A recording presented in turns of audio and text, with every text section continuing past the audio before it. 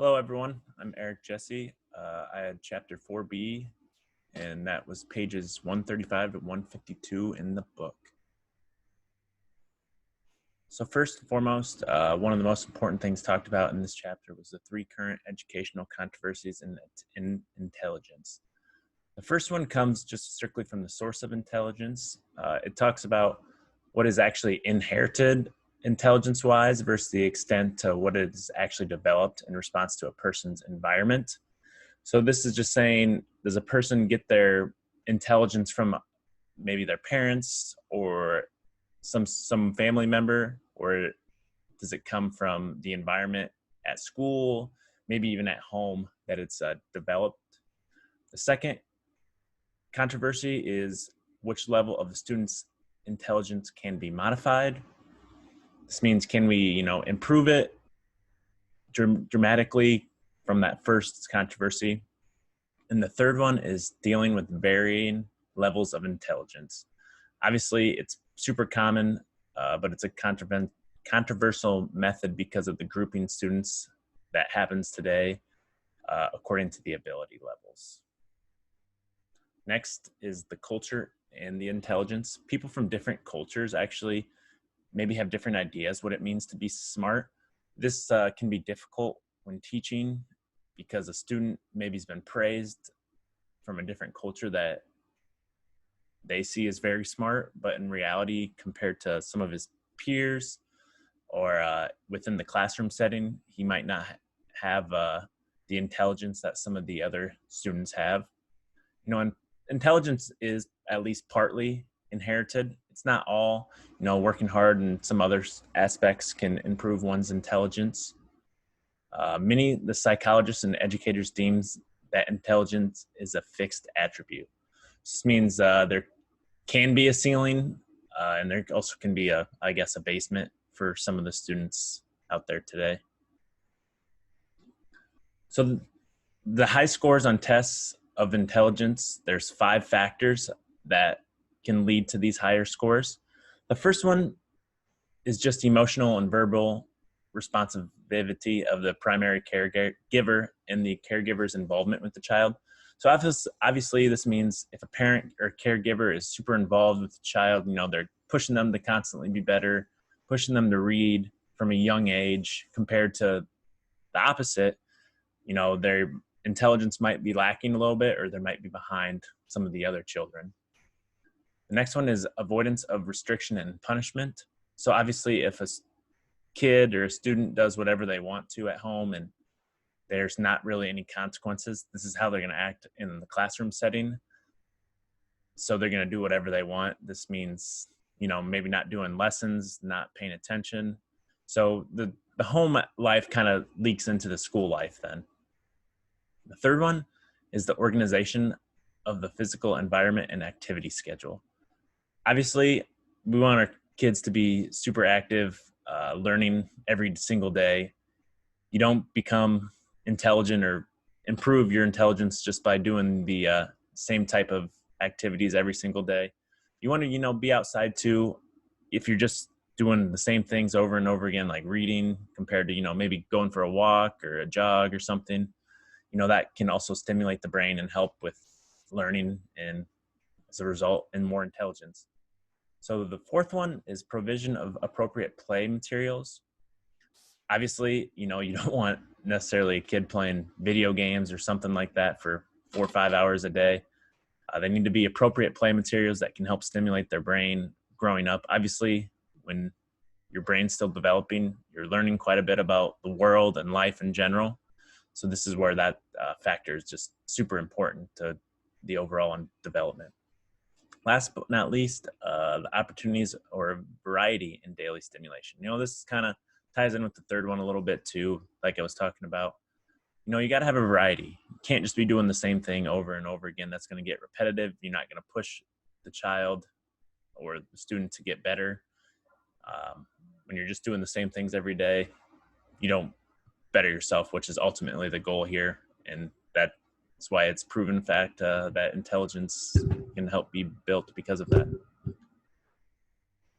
So, and just the implications on this teaching aspect, In the classroom setting, make sure that children are allowed to play and learn without too many limitations. Don't put a cookie cutter build on certain students. Every student is different, no matter what. Uh, People say, some students learn better visually, obviously, and auditory. So make sure we're just giving that variety and not putting limitations on kids, even if it is considered different. Focus on each student's potential for improvement. Each student is capable of improving. We are all capable of improving in any aspect, anything, we set our minds to, we can improve on. Just a matter of practice and, pushing the right buttons and having a good relationship with the kids moving forward. Third one, providing opportunities to practice skills that are part of intelligent behavior. It kind of goes back to the last aspect. Students are just doing the same thing every day. They're not pushing themselves to be better. And that's what this ultimately leads to. So the big one, the last one here is help students link skills to real world needs. I've been a para for a few years now at a school in Waterloo. It's on a poor part of town. And this one kind of is a big one at the school that we work on, linking, skills to real world needs for sure, just because some of them haven't ever seen that type of attitude or behavior. Obviously, this is important at any school, just because if a student thinks they might need it later on in life or understand how it can help them later on in life, they might grasp it better in their brain and pay more attention in the long haul. Okay, this is one of those controversies that we kind of talked about earlier. Ability grouping. It's a big topic today. There's 3 different forms of ability grouping. The first one is within class grouping.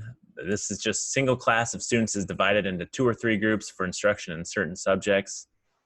The next one is between class grouping. So obviously there's more than one level or class within a grade, and the students are assigned to separate classes according to ability. There could be high level, medium level, and then, below the standards where they're supposed to be at that point, and they kind of split off into that. And then the third one is regrouping. This is the ability grouping plan in which students are members of 2 or more classes or groups at once. Okay, obviously these all can be seen as positive or negatives depending on, who you ask. They all have a certain place and time to be used if they're being used correctly. Okay, next, the disadvantage of ability grouping. The book says, there's a lot more disadvantages that outweigh the advantages in this situation. The students are often felt trapped in their assigned groups for the entire school year or longer. They feel trapped because, there's not really a sight out of it. And most students can pick up on, social cues and where they are at in the level of ability. Then the next one, students in the lower ability classes often receive lower quality instruction. This is because a lot of the students have higher needs. So teachers can only spend a certain amount of time with one student at a time. And because of this, all the students in the class probably need that same attention. And because of this, some of them get left by the wayside, and that's obviously not the goal. The next one, placement in a low ability group can stigmatize students socially and lower their self-esteem. Like I was saying earlier, students know they're a lot smarter than a lot of us would ever think, especially in those type of situations. If you just look around and, they might see who's in the class and see some of the special attention that some of the students are getting from, pairs or other people, then they just might feel down about themselves, and then it lowers that self-esteem and then doesn't trigger that learning that we ultimately want. And last but not least, it's just been proven it's not very effective and inconsistent. Some of those other aspects I talked about lead to that. It's not very effective because some of the students might be with a different teacher they haven't been with before, and as a result of that, they might not respect them or know them and be shy. A lot of students today, their home lives are different, and when they meet new adults, it just changes everything. Okay, one aspect that was in this chapter, cognitive style. So cognitive style is actually just a sort of a thinking style. It is when certain individuals are their preferred way of mentally possession of information. There's two kind of areas that have broke down the cognitive style. The first one is field independent person. And this person is able to separate self or objects viewed from the surrounding context. So an example of this might be a person is able to read upside down better than other people. And then the next one is field dependent person. This person has trouble separating self or objects from the surrounding area, but they actually are better in social aspects of the school situations, so lunch, recess, and other areas. So then the mental self-government, there's three aspects of this: legislative, executive, and judicial. So the first one is legislative, and students that are in this form of self-government, they enjoy creative aspects, formulating and planning problem solutions. They like to do things his or her own way. This could be choosing their own topics. A lot of essay questions on tests is a big one for them to, they don't necessarily like multiple choice type of tests. The next one is executive students, and they like to implement plans, follow a lot of rules. They're big on the rules, and choose established options. They prefer structure. They need structure to kind of thrive. I know for a fact I'm definitely one of these type of learners and students. I need that structure. I need that type to just thrive and strive to be the best person I can be. This person also likes making choices. They're big fans of multiple choice on test questions, and I know that's a fact for myself on that one. The last one, like I said earlier, judicial. These people, students, really enjoy evaluation. They love rules, procedures, or products. When it comes to, learning or tests, they're big on the papers and exam questions. Kind of gives them those rules and procedures that they are longing for. Okay. So obviously creativity is a big thing that we were pushing our students to reach at today. There's 4 different approaches within this chapter that talk about this. The first one is the mystical approach. This one's probably the least scientific, I guess you could say, with the least amount of information on it. But the mystical approach is creativity is just seen as the result either from divine intervention or unexplained forces. So basically creativity just comes out of nowhere. There's those unexplained forces that are pushing you to, invent something or come up with a story. It's, mystical approach for sure. So the next one is psychometric approach. The divergent thinking and convergent thinking is big on this. Divergent is the ability to generate many different ideas in response to a problem. So this is, those really critical thinkers. They always going outside the box. There's more than one way to do things, obviously, and that's definitely those critical thinkers. The convergent thinking, obviously these guys are not, they can be also considered critical thinkers, but this process of finding a single correct answer. So, there's always one way to do things, and this is kind of the method and way they strive to, is just the one way. Okay, the last two on the individual difference in creativity, the social psychological approaches. There's 2 different motivations, and this is where this comes from. First of all, intrinsic motivation is a desire to do something because you really want to do it, not for the sake of external rewards. So this is just intrinsic. I was always told, and from the book, it comes from within. Okay, you want to do it because it makes you happy necessarily. And then extrinsic motivation, sorry, my pronunciation's poor, but is doing something to achieve rewards, such as good grades, praise, or a paycheck. So this means, just doing things to get the notice, to get the attention in the long run. Obviously there's a place for both of these type of motivations, and if used correctly, they can really raise the level of students. So the last one is confluence approach. And this just is that creative people have certain characteristics that allow creativity to come naturally to them.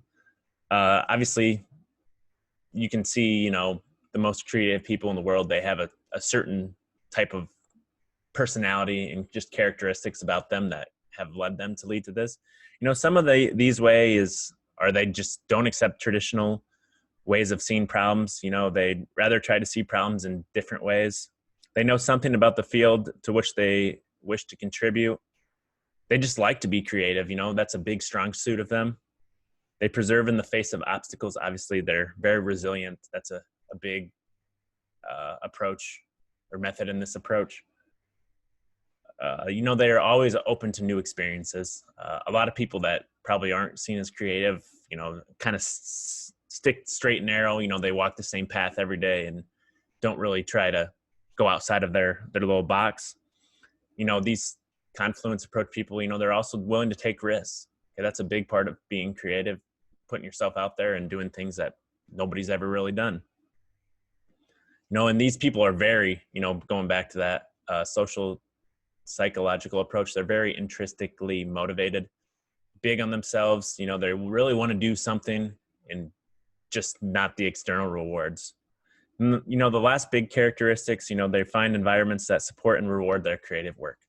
Obviously, people aren't going to necessarily do things if they don't have a reward for being creative. And that kind of sticks with that method for sure. But that's my presentation on Chapter 4B. Hope you enjoyed it.